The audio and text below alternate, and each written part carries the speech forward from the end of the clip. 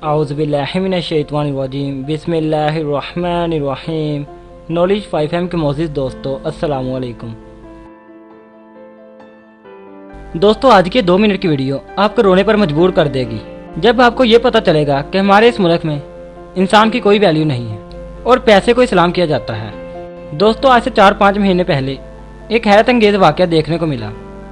दोस्तों, इस तस्वीर में जो शख्स आप देख रहे हैं, इसका नाम अल्लाह दत्ता है और इसके साथ बैठी लड़की का नाम सलमा है और इन दोनों ने आपस में शादी कर ली है।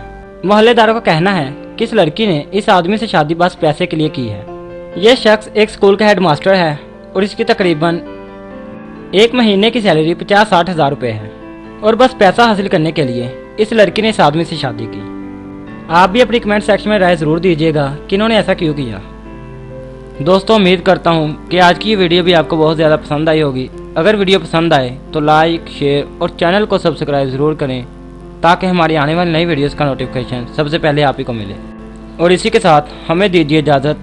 अपना बहुत सारा ख्याल रखिएगा। अल्लाह हाफिज़।